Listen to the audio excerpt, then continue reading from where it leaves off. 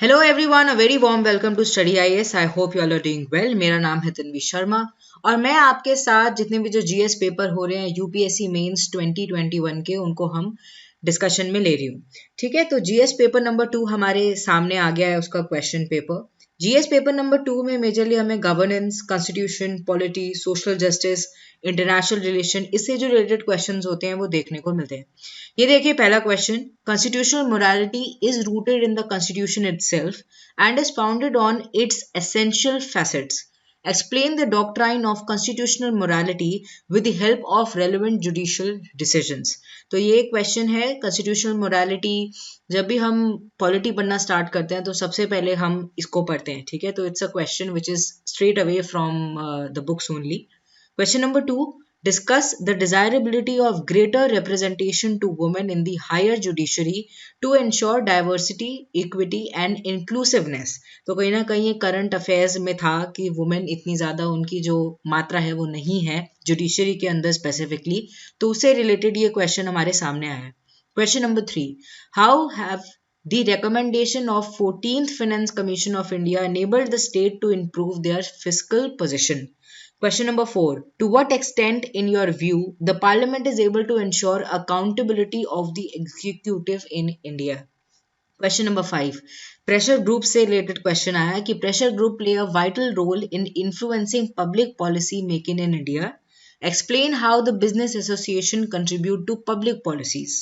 फिर उसके बाद besides being a moral imperative of a welfare state, primary health structure is a necessary precondition for sustainable development analyze। ठीक है, तो आप देख सकते हैं कि कुछ कुछ क्वेश्चंस ऐसे क्वेश्चंस हैं जहां पर आपको अपनी जो नॉलेज है आपको दिखानी है कि you are socially aware you and you have knowledge. ठीक है, आप काफ़ी ज़्यादा जानते हो चीज़ों के बारे में। जैसे वेलफेयर स्टेट का कंसेप्ट यहाँ पर आया है, तो अगर आपका जो ऑप्शनल है वो पॉलिटिकल साइंस है, it is always beneficial for you, क्योंकि आप इसको और भी अच्छी तरीके से समझा पाओगे। ठीक है, इसे एक अलग रूप दे पाओगे इस क्वेश्चन को। उसके बाद earn while you learn scheme need to be strengthen to make vocational education and skill training meaningful comment. Okay, question number 8, can the vicious cycle of gender inequality, poverty, malnutrition be broken through microfinancing of women self help groups? Explain with example. ठीक है, तो self help group से related question आया है, ऊपर pressure group से related question आया है। तो आप देख सकते हैं कि कैसे जो डिफरेंट डिफरेंट एलिमेंट्स हैं उनसे यूपीएससी ने इस बार क्वेश्चंस पूछे। If the last few decades were of Asia's growth story, the next few are expected to be of Africa's. In the light of this statement, examining India's influence in Africa in recent years. तो ये जो है ये international relation के portion से question हमारे सामने आया है। Question number 10, the USA is facing an existential threat in the form of China. ठीक है, that is much more challenging than the erstwhile Soviet Union. ठीक है, तो ये जो क्वेश्चन है ये थोड़ा हिस्टोरिकल पॉइंट ऑफ व्यू के साथ आपको अभी जो कन्वेंशनल चीज़ें चल रही हैं, जो सिचुएशन चल रही है बिटवीन यूएसए, चाइना, रशिया, ठीक है, उसको समझाते हुए आपको इसका आंसर लिखना है। Question number 11th, the jurisdiction of the Central Bureau of Investigation regarding lodging an FIR and conducting probe within a particular state is being questioned by various states. However, the power of the state to withhold consent to the CBI is not absolute. Explain with special reference to the federal character of India। ठीक है, तो हमें CBI के ऊपर भी एक question देखने को मिला है। Though the human rights commission have contributed immensely to the protection of human rights in India, yet they have failed to assert themselves against the mighty and powerful.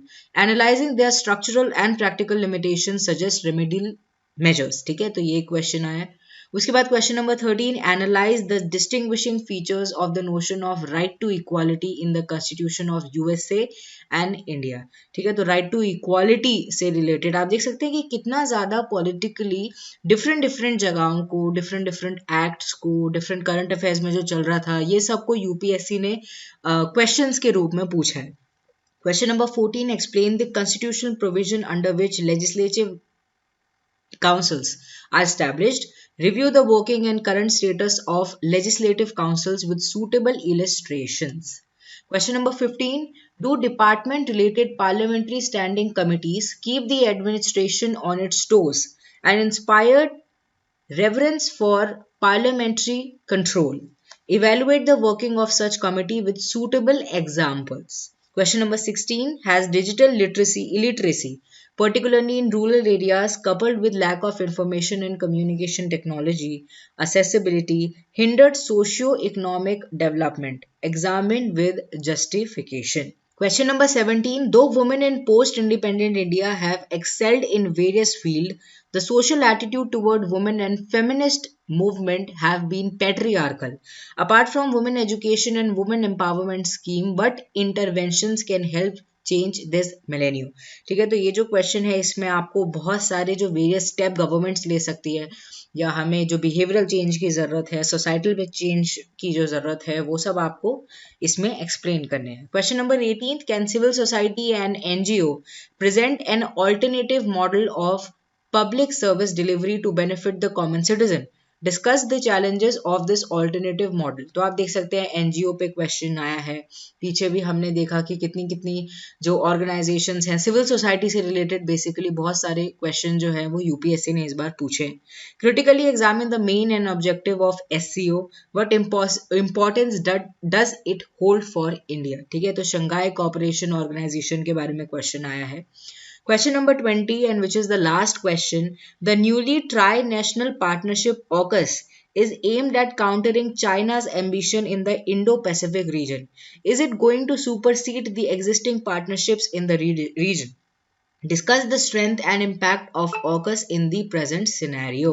तो हम देख सकते हैं कि इस बार आईआर से अच्छे खासे क्वेश्चन आए हैं, सिविल सोसाइटी से बहुत ज़्यादा क्वेश्चन यूपीएससी ने पूछे हैं. ठीक है, नॉन गवर्नमेंट ऑर्गेनाइजेशन से, सेल्फ हेल्प ग्रुप पे क्वेश्चन आया है एंड मतलब काफ़ी डिफरेंट टाइप के क्वेश्चंस हमें ओवरऑल देखने को मिले हैं. सीबीआई के ऊपर क्वेश्चन आया है इस बारी, प्रेशर ग्रुप्स के ऊपर आया है. ठीक है, वेलफेयर स्टेट से रिलेटेड भी यूपीएससी ने पूछने की कोशिश करी है. ऑल्सो जेंडर इनइक्वालिटी, पॉवर्टी, माल न्यूट्रिशन, वुमेन एम्पावरमेंट, ये तो कुछ ऐसे टॉपिक्स हैं जो कि यूपीएससी हर बारी किसी ना किसी रूप में हमसे पूछता ही है. तो ठीक है, वो कुछ एक्सपेक्टेड क्वेश्चन थे जो कि हमें देखने को मिले.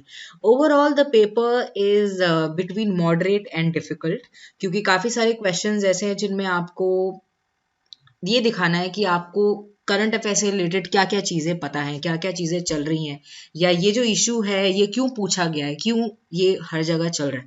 ठीक है, तो it was in between moderate to difficult. Though अगर हम जीएस पेपर नंबर 1 को देखें तो it was a very moderately made paper. ठीक है, वो इतना ज़्यादा डिफिकल्ट लेवल पे नहीं था, बट ये है क्योंकि यहाँ पे बहुत डाइवर्स चीज़ें यूपीएससी ने पूछी हैं.